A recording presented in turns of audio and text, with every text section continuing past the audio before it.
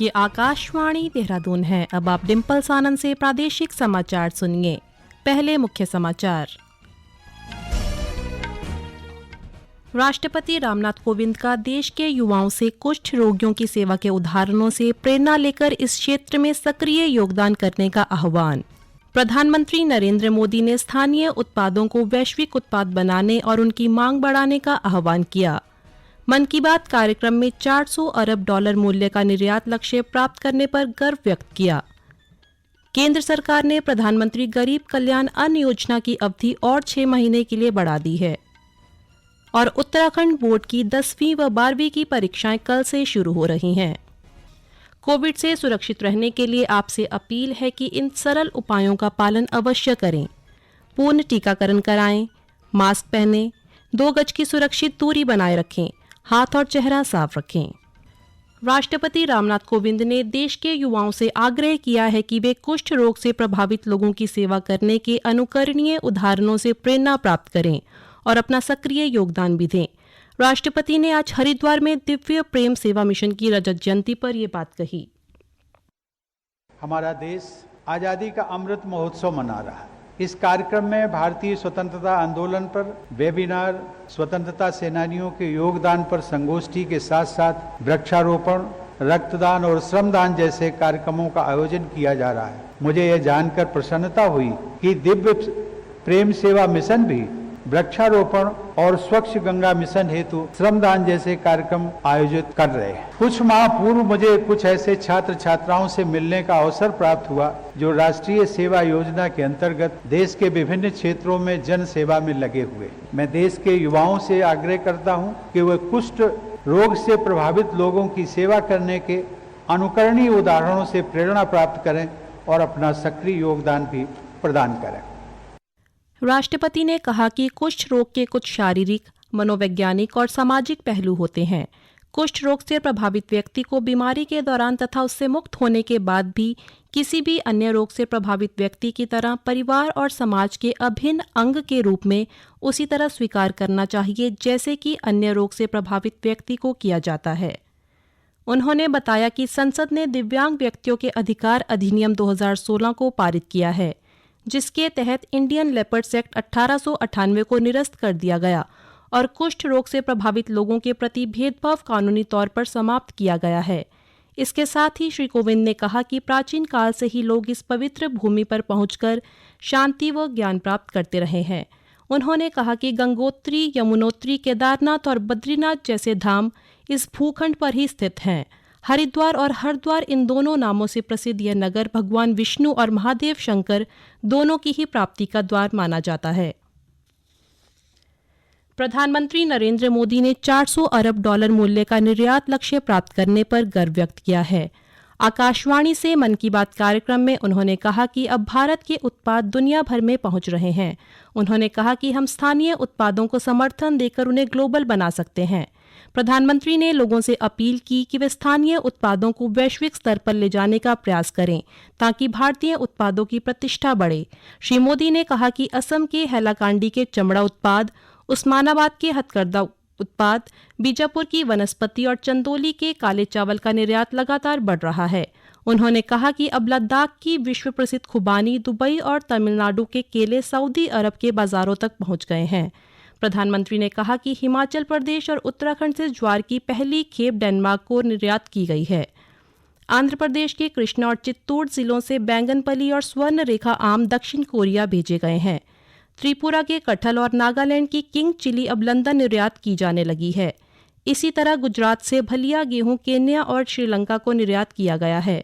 श्री मोदी ने कहा कि अब अंतर्राष्ट्रीय बाजारों में भारतीय उत्पाद पहले की तुलना में कहीं अधिक उपलब्ध हैं। उन्होंने कहा कि इनके कठिन परिश्रम की बदौलत ही देश ने 400 अरब डॉलर का निर्यात लक्ष्य हासिल किया है।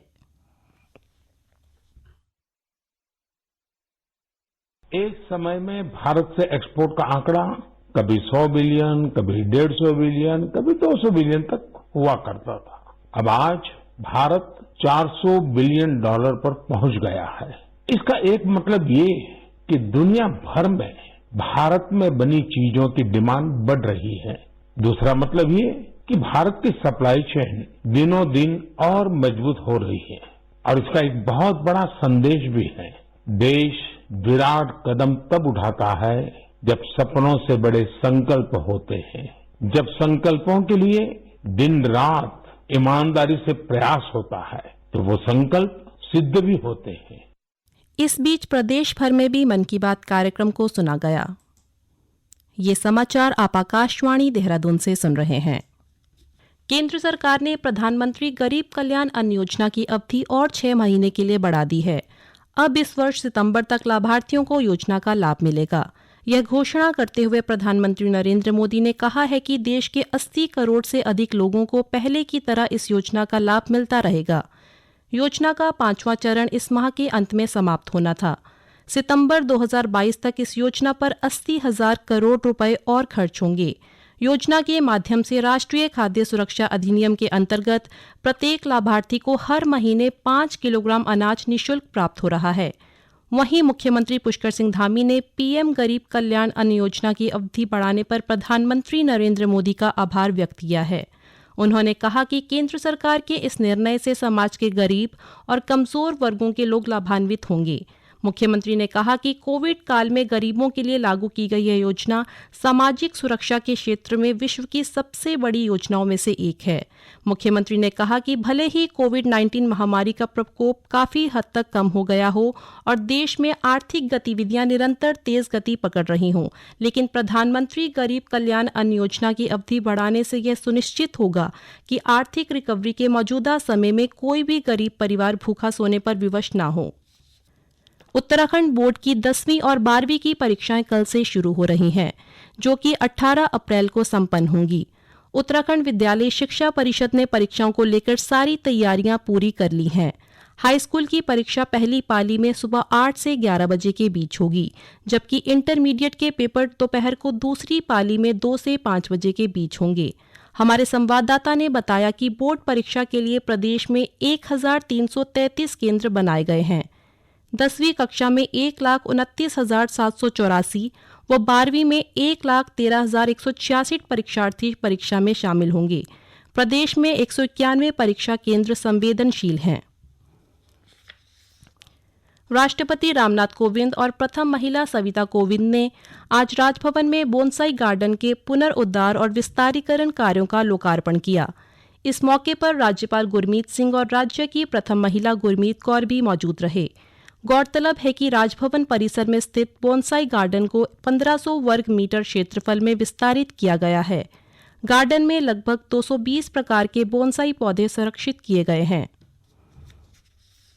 विधानसभा अध्यक्ष ऋतु खंडूड़ी भूषण ने आज देहरादून के कचहरी स्थित शहीद स्मारक स्थल पर राज्य आंदोलनकारियों को श्रद्धांजलि दी। उन्होंने कहा कि राज्य निर्माण में अपने प्राणों को आहुति देने वाले राज्य आंदोलनकारियों के बलिदान को हमेशा याद रखा जाएगा। इस बीच श्रीमती ऋतु ने डाटकाली मंदिर में पूजा अर्चना कर प्रदेश की खुशहाली की कामना की। उधर शिमला बाईपास में एक कार्यक्रम में महिलाओं और कार्यकर्ताओं ने उनका स्वागत किया। भारतीय जनता पार्टी विधानमंडल की बैठक कल मुख्यमंत्री आवास में प्रस्तावित है। आज ये जानकारी देते हुए राज्य सरकार के संसदीय कार्य मंत्री प्रेमचंद अग्रवाल ने बताया कि बैठक में 29 तारीख से प्रारंभ होने वाले विधानसभा सत्र को लेकर चर्चा की जाएगी।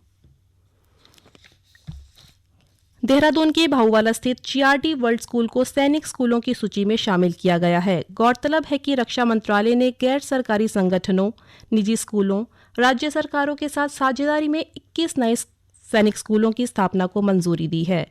बता दें कि प्रधानमंत्री नरेंद्र मोदी के नए सैनिक स्कूलों की स्थापना के विजन का उद्देश्य छात्रों को राष्ट्रीय शिक्षा नीति के अनुरूप गुणवत्तापूर्ण शिक्षा प्रदान करना और उन्हें सशस्त्र बलों में शामिल होने सहित करियर के बेहतर अवसर उपलब्ध कराना है।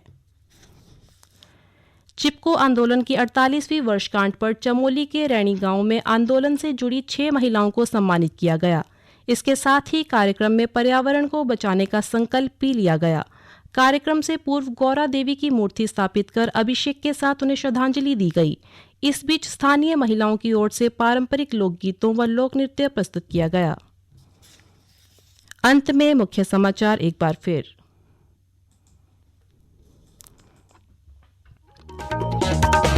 रामनाथ कोविंद का देश के युवाओं से कुष्ठ रोगियों की सेवा के उदाहरणों से प्रेरणा लेकर इस क्षेत्र में सक्रिय योगदान करने का आह्वान।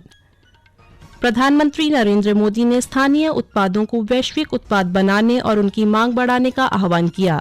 मन की बात कार्यक्रम में 400 अरब डॉलर मूल्य का निर्यात लक्ष्य प्राप्त करने पर गर्व व्यक्त किया।